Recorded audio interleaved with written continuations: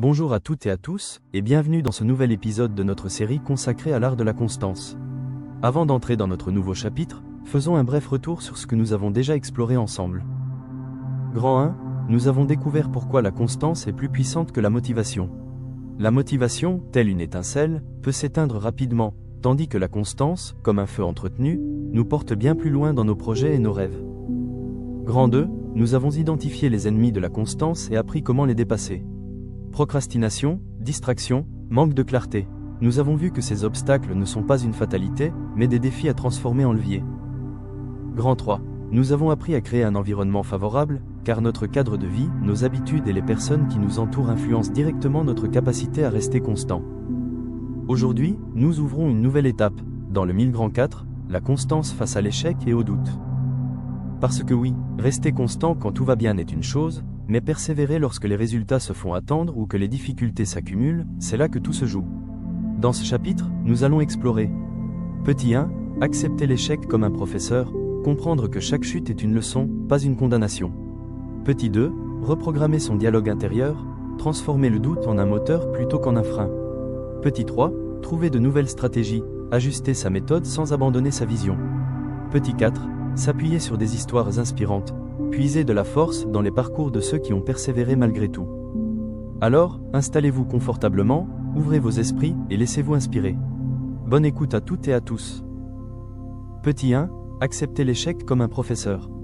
L'échec est l'un des mots les plus redoutés dans notre société, et pourtant, c'est l'un des maîtres les plus fiables et les plus patients que nous puissions avoir. Chaque fois que nous chutons, il nous tend un miroir et nous demande « Qu'as-tu appris ?» Jim Rohn disait « Ne souhaitez pas que ce soit plus facile, souhaitez être meilleur. » Cette phrase, à elle seule, résume la bonne attitude face à l'échec. Ce n'est pas le chemin qui doit se simplifier, c'est nous qui devons nous renforcer. Regardez l'histoire de Thomas Edison. On lui attribue plus de 1000 échecs avant d'inventer l'ampoule électrique. Quand un journaliste lui demanda comment il supportait autant de tentatives ratées, il répondit « Je n'ai pas échoué 1000 fois, j'ai simplement trouvé 1000 façons qui ne fonctionnent pas. » C'est exactement cela, chaque échec est un filtre qui nous rapproche de la bonne réponse. Pensez aussi à un sportif de haut niveau. Lorsqu'il tombe, il ne rentre pas chez lui en disant « Ce sport n'est pas fait pour moi ». Non, il retourne à l'entraînement, corrige ses gestes, apprend de ses erreurs. L'échec n'est pas une condamnation, c'est un professeur qui ne nous laisse jamais repartir sans une leçon, à condition que nous acceptions de l'écouter. La constance face à l'échec, c'est donc cette capacité à se relever avec un carnet mental où l'on note les leçons, et à continuer, encore et encore, avec plus de précision, plus de sagesse et plus de force. C'est comprendre que chaque chute est une étape sur le chemin, et que l'important n'est pas de ne jamais tomber, mais de toujours se relever, armé d'un savoir que nous n'avions pas avant. Petit 2, reprogrammer son dialogue intérieur. Nous savons désormais que les obstacles peuvent venir de l'extérieur, mais le combat le plus déterminant se joue souvent à l'intérieur, avec les mots que nous nous répétons. Reprogrammer son dialogue intérieur, ce n'est pas de la magie, c'est un travail conscient, méthodique, qui transforme progressivement votre expérience de vie. Commençons par une vérité simple mais essentielle, les pensées influencent le comportement. Earl Nightingale l'exprime clairement, « We become what we think about ». Autrement dit, nous devenons ce à quoi nous pensons le plus. Autre principe clé, l'attention structure l'énergie. Tony Robbins le résume ainsi, « Where focus goes, energy flows ». Si vous entraînez votre esprit à remarquer, à contester et à rediriger vos pensées, vous orientez votre énergie vers l'action plutôt que vers le doute. Votre dialogue intérieur est la voie la plus influente de votre vie. Ce n'est pas ce que disent les autres qui détermine votre avenir, mais ce que vous vous dites à vous-même, jour après jour, parfois en silence. Quand l'échec ou le doute frappe, il est très facile de laisser cette voix devenir un juge impitoyable, « Je ne suis pas fait pour ça. Je rate toujours, ça ne marchera jamais. » Ces phrases sont comme des ordres donnés à votre cerveau. Et le cerveau, docile, obéit. Il filtre les opportunités, il renforce la peur, et il vous pousse à abandonner. La vérité, vous pouvez reprogrammer cette voix. Prenons l'exemple de Thomas Edison. Avant d'inventer l'ampoule, il a connu des milliers d'essais infructueux. Mais au lieu de dire « j'ai échoué », il reformulait « je viens de découvrir une façon qui ne fonctionne pas ». Cette reformulation a protégé sa persévérance et maintenu son esprit créatif. Comme le dit Napoléon Hill, l'auteur de Réfléchissez et devenez riche, vous êtes l'artisan de votre destinée. Vous pouvez influencer, diriger et contrôler votre propre environnement. Vous pouvez faire de votre vie ce que vous voulez qu'elle soit. Reprogrammer son dialogue intérieur, c'est exactement cela. 1. Remplacez la critique par la curiosité. Au lieu de dire « j'ai échoué », dites « qu'est-ce que j'apprends de cette expérience ?» 2. Utilisez des affirmations puissantes. Chaque jour, je progresse, je suis capable de surmonter les obstacles. 3. Observez la preuve du contraire. Chaque fois que vous doutez de vous, rappelez-vous un moment où vous avez réussi malgré les difficultés. Imaginez un entrepreneur qui lance son premier produit et n'obtient presque aucune vente. Son dialogue intérieur pourrait dire « Tout le monde voit que je suis nul ». Mais s'il le reprogramme en « Je viens d'identifier ce qui ne parle pas à mon marché, et c'est une étape précieuse », il reste en mouvement, et la constance devient possible.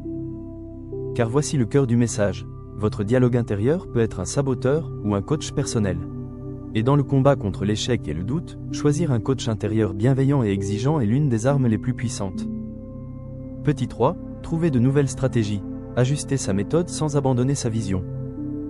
La constance ne signifie pas répéter aveuglément la même action, jour après jour, en espérant un miracle. Elle implique de garder la vision intacte, mais d'être souple dans la manière d'y parvenir. Jim Rohn disait « Le succès n'est pas magique, ni mystérieux. C'est la conséquence naturelle d'appliquer constamment des fondamentaux. » Mais ce que Jim Rohn n'oubliait pas d'ajouter, c'est que ces fondamentaux peuvent prendre différentes formes, et qu'il faut parfois changer la forme pour préserver le fond. Pense à un navigateur en mer, sa destination est fixe, mais le vent, les courants et les tempêtes l'obligent à ajuster sa voile et sa trajectoire. Un capitaine obstiné qui refuse tout changement finira perdu ou naufragé, mais un capitaine flexible atteindra son port, même après des détours. Par exemple, un entrepreneur lance un produit qui ne se vend pas. Au lieu de conclure que l'idée est mauvaise, il réinvente sa stratégie marketing, affine son offre, teste un nouveau canal de communication. Et souvent, c'est cette adaptation qui mène au succès. Second exemple, un étudiant échoue plusieurs fois à un examen. Il ne change pas son rêve, mais il change sa manière d'étudier. Nouvelle méthode de mémorisation, nouveaux horaires, cours de soutien. Ce n'est pas l'objectif qui change, mais la route. Pourquoi c'est si important? Parce que dans la vie, le chemin vers nos rêves est rarement une ligne droite. Il ressemble plutôt à un sentier sinueux, où chaque obstacle nous oblige à réinventer notre approche. Ceux qui échouent définitivement sont souvent ceux qui n'ont pas su adapter la méthode. Alors, quand quelque chose ne marche pas, pose-toi 2 questions simples. Ma vision est-elle toujours valable? Si oui, garde-la précieusement. Y a-t-il une autre manière d'y arriver? Si oui, expérimente. Rappelle-toi, changer de méthode n'est pas un signe de faiblesse ou d'instabilité, c'est une preuve d'intelligence et de maturité. Comme le dit Jim Rohn, si tu n'es pas prêt à changer, tu ne seras jamais prêt à t'améliorer. En résumé, sois comme un fleuve. Tu avances toujours vers la mer, mais si une montagne se dresse devant toi, tu trouves un autre chemin. Tu ne t'arrêtes pas, tu t'adaptes. Petit 4. S'appuyer sur des histoires inspirantes, puiser de la force dans les parcours de ceux qui ont persévéré malgré tout. Lorsque nos propres forces semblent vaciller, il est précieux de tourner notre regard vers les histoires de ceux qui ont traversé la tempête avant nous. Ces récits ne sont pas là pour flatter notre curiosité, mais pour allumer en nous une étincelle, une certitude silencieuse. Si eux ont pu, je peux aussi.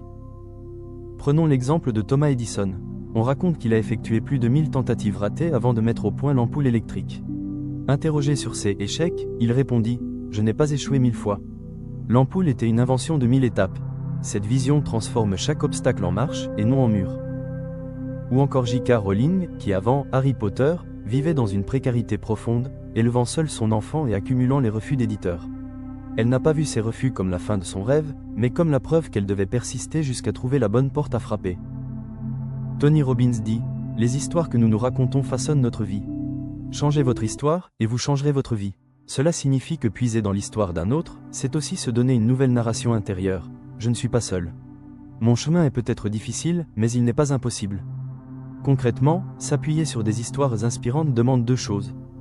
1. Se nourrir de biographies, de documentaires et de témoignages qui montrent la réalité brute du parcours, pas seulement les victoires. Par exemple, lire sur Nelson Mandela, qui a passé 27 ans en prison avant de devenir président, permet de voir qu'un rêve peut survivre à l'épreuve du temps.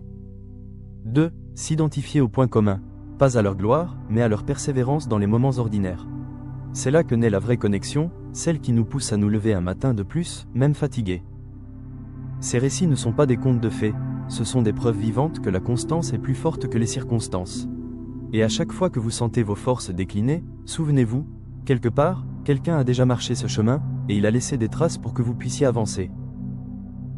Dans cet épisode, nous avons vu comment rester constant même lorsque l'échec frappe à notre porte et que le doute s'installe. Nous avons exploré comment accepter l'échec comme un professeur en tirant des leçons de chaque chute. L'importance de reprogrammer notre dialogue intérieur pour remplacer les pensées limitantes par des affirmations qui nous propulsent. La nécessité de trouver de nouvelles stratégies lorsque la méthode actuelle ne donne pas de résultats, tout en gardant intacte notre vision. Et enfin, la puissance de s'appuyer sur des histoires inspirantes pour raviver notre foi et notre motivation.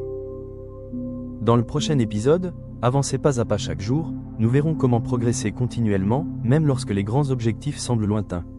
Alors abonne-toi dès maintenant à la chaîne et active la cloche de notification pour ne rien manquer. Chaque épisode peut être l'étincelle qui transforme ta vie.